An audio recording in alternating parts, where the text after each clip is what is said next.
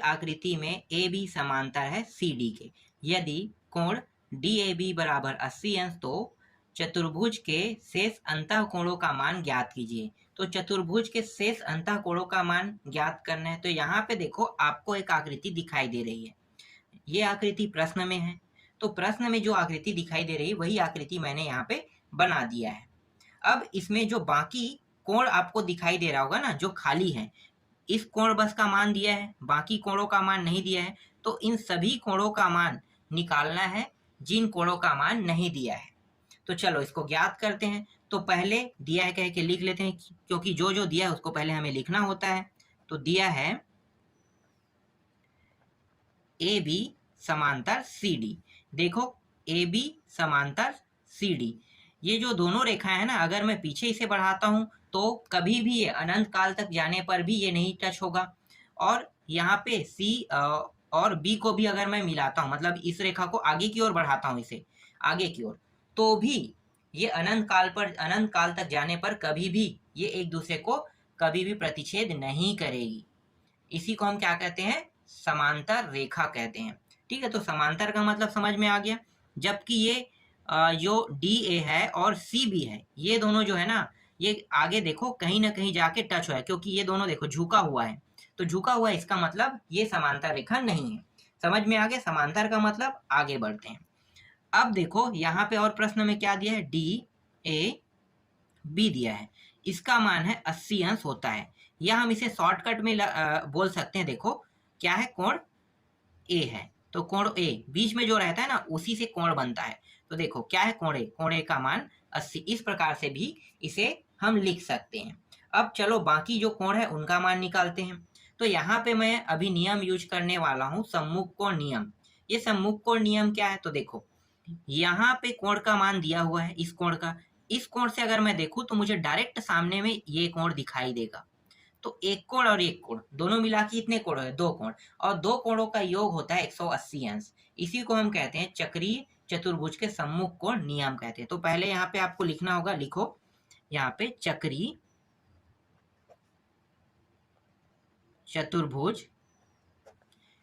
चतुर्भुज के सम्मुख कोणों का योग 180 अंश होता है। किन किन कोणों का योग करेंगे? तो कोण ए और सी, क्योंकि ये दोनों सम्मुख कोण हैं। तो यहाँ पे लिखो कोण ए प्लस कोण सी, इन दोनों का योग कितना होता है? 180 अंश। जैसे कि यहाँ पे मैंने अभी आपको बताया। कोण ए का मान कितना दिया है? जैसे कि यहाँ पे देख सकते हो, कोण ए का मान 80, यहाँ भी आपको स्पष्ट दिखाई दे रहा है। तो रख दो यहाँ पे 80 अंश प्लस कोण सी बराबर ये रहा 180 अंश। इसे इस पार ले जाते हैं तो यहाँ पे बचेगा कोण सी 180 अंश, ये इस साइड आके क्या हो जाएगा? प्लस से माइनस हो जाएगा। तो कोण सी का मान यहाँ पे आ जाएगा, घटा दो तो 100, यहाँ पे कोण सी का मान आ जाएगा। तो इसे मैं अब यहाँ पे रख देता हूँ। ये रहा कोण सी का मान। कोण सी का मान निकल गया, कोण ए का मान भी निकल गया। बचा कितने कोणों का मान बचा है? तो बी और डी का मान बचा है। अब मैं क्या करने वाला हूं? अब मुझे कोई भी आइडिया यहाँ पे नहीं सूझ रहा है। ठीक है, यहाँ पे पूरा चीज खत्म हो गया, क्योंकि सम्मुख कोण नियम मैंने लगा दिया। फिर से मैं सम्मुख कोण नियम लगाऊंगा तो यहाँ पे आसानी से मान तो नहीं निकलेगा। ठीक है, आसानी से मान नहीं निकलेगा। तो मैं क्या कर सकता हूँ? यहाँ पे मैं 3 नियम फॉलो कर सकता हूँ। पहला, या तो मैं इसे 2 हिस्सों में इस तरह से कर दूंगा। देखो इस तरह से 2 हिस्सों में करके इसे आसानी से बना सकता हूँ, ये पहला नियम है। दूसरा क्या है? दूसरा ये है कि सम्मुख कोण नियम का भी मैं यूज करूं। लेकिन सम्मुख कोण नियम का अगर मैं यूज करता हूं तो ये नियम अभी लागू नहीं होगा। क्यों? क्योंकि ये नियम लागू होने के लिए इस कोण या इस कोण का मान होना जरूरी है। ठीक है, जरूरी है, तो नहीं है तो ये नियम लागू नहीं होगा। तो हमारे पास 3 है, तो जिसमें से पहला सेकंड, ठीक है, तीसरा मैं बताऊं समझ में नहीं, अभी आप उसे छोड़ दो, क्योंकि वो समांतर चतुर्भुज में लागू हो। और यहाँ पे चक्रीय चतुर्भुज की बात है, तो चक्रीय चतुर्भुज में ये नियम लागू नहीं होगा। ठीक है, तो यहाँ पे पहला नियम क्या लगाऊंगा कि इसे मैं 2 हिस्सों में इस तरह से बांट दूंगा। तो जब मैं इसे 2 हिस्सों में बांटूंगा तो देखो यहाँ पे इसका मान दिया है इस साइड में और इसका मान दिया है। ठीक है, सॉरी इसका मान नहीं दिया है। तो आसानी से अब मैं इसका मान निकाल सकता हूँ, क्योंकि मैंने इसे 2 हिस्सों में बांट दिया है। तो इसे मैं कहता हूं क्रमागत कोण नियम कहता हूं। तो क्रमागत कोण नियम लगा लेते हैं। तो यहां पे लिखो अतः कोण ए प्लस कोण डी दोनों का भी योग कितना होगा 180 अंश। ठीक है, इस कोण और इस कोण को भी जोड़ो तो इन दोनों कोणों का योग होगा 180 अंश, जैसे कि यहाँ पे अभी मैंने किया है। इसका मान दिया हुआ है 80 अंश, इसका मान नहीं दिया है, और ये रहा 180 अंश। इसको इस पार ले जाते हैं तो कोण डी बस अकेला बचेगा, ये 180 अंश माइनस 80 अंश, तो कोण डी बराबर यहाँ पे आ गया कितना, आ गया 100 आ गया। कोण डी का मान भी यहाँ पे कितना प्राप्त हो गया 100, रख दो यहाँ पे, तो इस कोण का मान भी प्राप्त हो गया 100। क्या अब मैं यहाँ पे सम्मुख कोण नियम लगा सकता हूँ? बिल्कुल लगा सकता हूँ। क्यों? क्योंकि यहाँ पे डी का मान निकल गया, इसका मतलब इसके सामने में कौन है, कोण बी, तो कोण बी का मान अब आसानी से निकल जाएगा। तो यहाँ पे अब लगा देते हैं सम्मुख कोण नियम। ठीक है, तो सम्मुख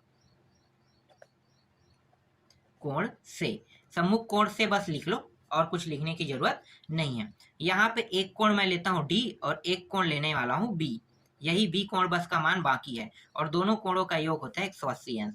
इसका मान निकला है 100 अंश और कोण बी का मान मुझे ज्ञात करना है, और यहाँ पे 180 अंश।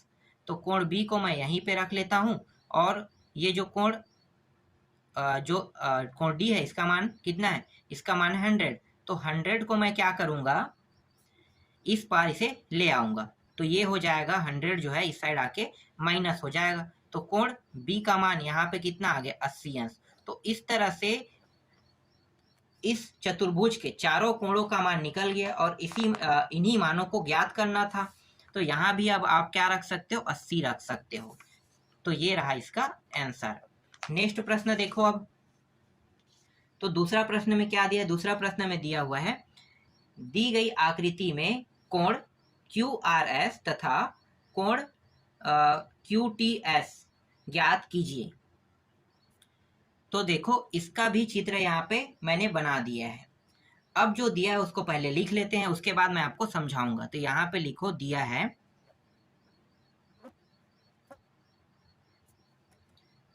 कोण SOQ का मान दिया हुआ है। SOQ का मान कितना दिया है, 152 अंश दिया हुआ है।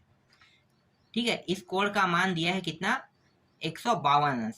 अब आप लोगों को पता होगा, इससे पहले वाले प्रश्न में जब मैंने आप लोगों को पढ़ाया था तब मैंने बताया था कि अगर कोई केंद्र बिंदु से कोण बनाता है ना, और यहाँ पे क्या है, ये वृत्त का बाहरी बिंदु है, बाहरी है, तो जो केंद्र बिंदु में जो कोण बनता है इस कोण के दुगना होता है। तो यहाँ पे मैं इसे इस तरह से लिख सकता हूँ, कोण SOQ के दुगना कौन सा कोण है, QPS। लिखो QPS। इससे पहले वाले प्रश्नावली है उसमें मैंने आपको समझाया था ये सारी चीजें। ठीक है, तो यहाँ पे ये जो केंद्र बिंदु से जो कोण बना रहा है इसका दुगना, मतलब ये वाला जो है ये बाहरी कोण है, इसका दुगना ये वाला कोण होता है। तो आपको इसे इस प्रकार से लिखना है, जब मैं दुगना करूंगा ये जो कोण है तो ये इसके बराबर आ जाएगा। तो इसका मान कितना दिया है, इसका मान दिया है 152 अंश, और यहाँ पे 2 और क्या है QPS दिया हुआ है। 2 को इस साइड ले आते हैं तो 152 अंश अपान 2, तो QPS का मान निकल जाएगा, QPS। तो इसे कटाते हैं तो ये हो जाएगा 7 और 6, तो 76 अंश आ गया यहाँ पे QPS का मान। इस तरह से ये इसका आंसर है। ये बात याद रखना कि ये जो QPS कोण है इस कोण के दुगना ये केंद्र का कोण रहता है। मैं यहाँ पे सिद्ध करके बता रहा हूँ इसलिए अब आसान हो गया। जब मैं इसे पहले बोला था तो आप लोगों को समझ में नहीं आया होगा, अब समझ में आ गया। 76 का दुगना केंद्र में बनने वाला कोण जो है 76 से दुगना है, ये इसकी मेन टॉपिक है। ठीक है, आगे हम इसको यूज करते रहेंगे इसलिए मैं आपको बताते जा रहा हूँ। चलो अब क्या करने वाले हैं, अब यहाँ पे जब इस कोण का मान पता चल गया तो यहाँ पे देख सकते हो एक चतुर्भुज का निर्माण भी है। कौन सा चतुर्भुज, देखो PSTQ। ठीक है, इस चतुर्भुज का उपयोग करेंगे, तो चलो करते हैं। तो यहाँ पे लिखो, एक सेकंड, मैं यहाँ पे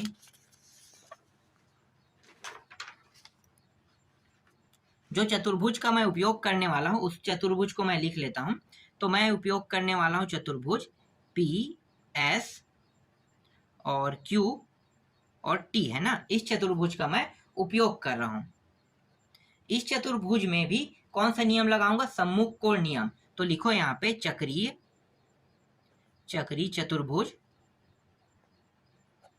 चक्रीय चतुर्भुज के सम्मुख कोणों का योग 180 अंश होता है। ठीक है, चक्रीय चतुर्भुज के सम्मुख कोणों का योग कितना होता है? 180 अंश होता है। तो यहाँ पे मैं आपको फिर से आकृति दिखा देता हूं। देखो, इसके सामने जस्ट कौन सा कोण है? टी वाला, क्योंकि यहाँ पे मैंने टी बिंदु का उपयोग किया है, आर बिंदु का उपयोग नहीं किया है। तो टी है ना, तो यहाँ पे जो पी कोण है और टी कोण है, इन दोनों का योग कितना होगा? 180 अंश। तो यहाँ पे लिखो कोण पी प्लस कोण टी, इन दोनों का योग कितना है? 180 अंश। ठीक है, इन दोनों का कोणों का योग कितना है? 180 अंश। और कोण पी है, इसका मान अभी मैंने ज्ञात किया है, कितना? 76। तो 76 अंश यहाँ पे रख देते हैं और कोण टी का मान मुझे ज्ञात करना है, और ये रहा 180 अंश। इसको इस पार ले जाते हैं तो कोण टी का मान कितना प्राप्त हो जाएगा? इस साइड में आके ये घट जाएगा इसके साथ। तो जब घटाऊंगा तो इसका मान प्राप्त हो जाएगा, तो कोण टी बराबर, घटा दो तो ये 4 और ये हो जाएगा 0 और 1, 104 हो जाएगा कोण टी। और ये जो कोण टी है, ये कौन सा कोण बना रहा है? क्योंकि कोण का मान पूछा है ना, तो कोण टी में देखो S T Q, S T Q. तो एस टी क्यू का मान निकल गए यहाँ पे, एस टी क्यू, कोण एस टी क्यू का मान आया 104 अंश। आपका एक आंसर प्राप्त हो गया। अब दूसरा आंसर निकालते हैं। तो दूसरा आंसर के लिए अब मैं दूसरे वाले चतुर्भुज का उपयोग करूंगा। तो देखो, इसमें 3 चतुर्भुज बना हुआ है, जिसमें मैं उपयोग करने वाला हूँ पी एस आर का उपयोग करूंगा, और क्यू टी के स्थान पे क्या उपयोग करने वाला हूँ? आर का। ठीक है, बाकी सब सेम रहेगा। तो यहाँ भी वही नियम हम यूज करेंगे। तो देखो, ये रहा P S R T, sorry P S R और क्यू है ना, ये क्यू है। तो इस चतुर्भुज का मैं उपयोग कर रहा हूं, और यहां भी वही मैं लिखूंगा, चक्रीय चतुर्भुज, चक्रीय चतुर्भुज के सम्मुख कोणों का योग 180 अंश होता है। ठीक है, कितना होता है? 180 अंश। तो एक कोण तो पी रहेगा, देख सकते हो आप। देखो चित्र में वापस देखो, एक कोण पी और इसके सामने इस बार जब मैं इस वाले कोण को ले रहा हूं तो कोण आर रहेगा ना, तो इसके सम्मुख कौन सा कोण है? आर। तो लिखो प्लस आर, और इन दोनों का योग 180 अंश होता है। इसका मान 76 प्राप्त हुआ था और कोण आर का मान निकालना है। तो ये रहा, इसको उस पर ले जाओ तो यहाँ पे बचेगा कोण आर 180 अंश माइनस 76 अंश, और कोण आर का मान यहाँ पे प्राप्त हो गया, घटाने पर 104 प्राप्त हो गया। और कोण आर को मैं कैसे लिख सकता हूँ? तो चित्र को देखो फिर से। कोण आर को मैं लिख सकता हूँ एस आर क्यू या क्यू आर एस, इस तरह से भी लिख सकता हूँ। तो यहाँ पे लिख लो कोण क्यू आर एस का मान कितना प्राप्त हो गया? 104 अंश। ये दूसरे जो ज्ञात करना था इसका मान है। तो देखो, ये इस तरह से ज्ञात हो गया। दोनों समझ में आ गया। आगे बढ़ते हैं तीसरा प्रश्न की ओर। तीसरा प्रश्न में दी गई आकृति में ए बी सी डी एक चक्रीय चतुर्भुज है, जिसकी भुजा ए बी वृत्त का व्यास है। यदि कोण ए डी सी बराबर 150 अंश हो तो कोण बी ए सी ज्ञात कीजिए। तो बी ए सी का मान निकालना है। ठीक है, बी ए सी मतलब इस कोण का मान हमें निकालना है। तो चलो इसको हल करते हैं। तो पहले जो जो दिया रहता है उसको लिख लेते हैं। तो यहाँ पे आप लिख लो, दिया है कोण, देखो कोण का मान दिया है किसका? ए डी और सी का दिया है। तो ए डी सी, इस कोण का मान दिया है 150 अंश दिया हुआ है। और ज्ञात क्या करना है? ज्ञात करने वाला जो कोण है बी ए सी, लिख लो इसको भी बी ए सी। इसे प्रश्नवाचक चिन्ह लगा देते हैं इसमें। इस कोण का मान निकालना है। अब इस कोण के मान निकालने के लिए जो जो प्रक्रिया मैं कर सकता हूँ उसका मैं उपयोग करूंगा। तो यहाँ पे आप देखो स्पष्ट रूप से यहाँ पे दिखाई दे रहा है कि एक चतुर्भुज है। तो मैं यहाँ पे चक्री चतुर्भुज का नियम लगा देता हूँ, सम्मुख कोण। इसके सामने कौन सा कोण है, यहाँ से अगर मैं देखूं तो ये कोण मुझे दिखाई देगा, तो मतलब ये सम्मुख कोण है इसका। तो यहाँ पे लगाओ सम्मुख चक्री चतुर्भुज सम्मुख कोण से। ठीक है, बस मैं इतना लिख देता हूँ, आपको समझ में आ गया होगा। तो आप पूरा लिख लेना। चक्री चतुर्भुज के सम्मुख कोणों का योग 180 अंश होता है। इस तरह से आप पूरा लिख लेना। यहाँ पे मैं सिर्फ सम्मुख कोण से बस लिख लेता हूँ। ठीक है, इनका योग कितना होता है 180 अंश।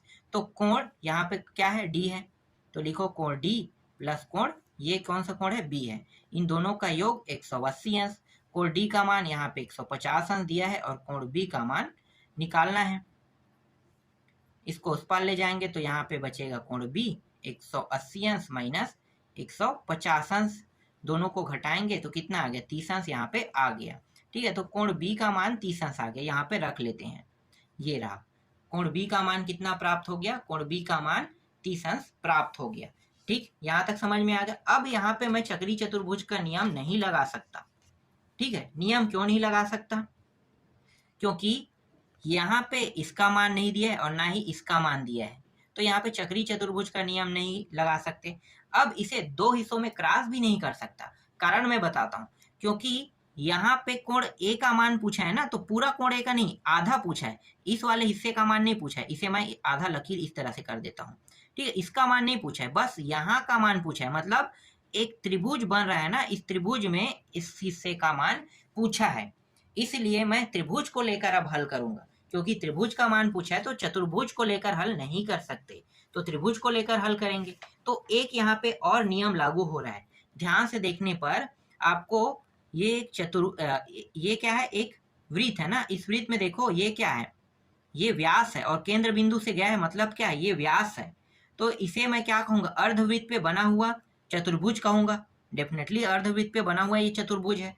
तो अर्धवृत्त पर अगर चतुर्भुज का निर्माण होता है और उस चतुर्भुज में त्रिभुज भी बनता है, जैसे कि यहाँ पे ये रेखा जो है त्रिभुज का निर्माण कर रहा है, त्रिभुज भी बनता है, तो यहाँ पे कहीं ना कहीं एक जगह क्या होगा, 90 अंश का कोण बनेगा, जैसे कि यहाँ पे बन रहा है।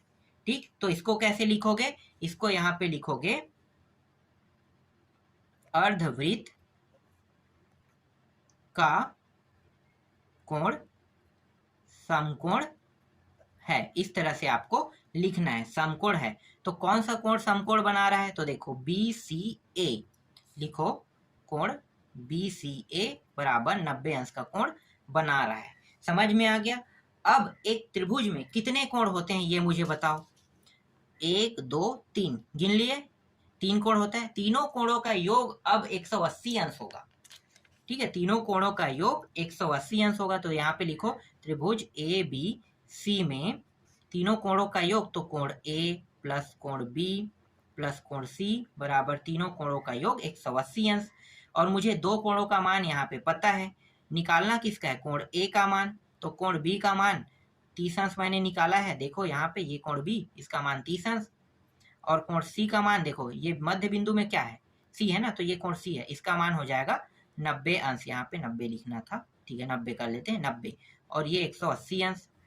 इन दोनों को जोड़ देते हैं तो कोण A प्लस जोड़ेंगे कितना होगा 120, तो 120 को मैं डायरेक्ट इस पार ले जाता हूँ, तो इस पार ले जाऊंगा, दोनों प्लस में था, इस साइड आके क्या हो गया, माइनस हो जाएगा। तो 180 अंश जोड़ने पे आ गया 120, तो ये 120 को माइनस कर देंगे, तो कोण यहाँ पे A बस अकेला बचेगा, और इन दोनों को घटाएंगे तो कितना आ जाएगा, यहाँ पे आ रहा है 60 अंश आ रहा है।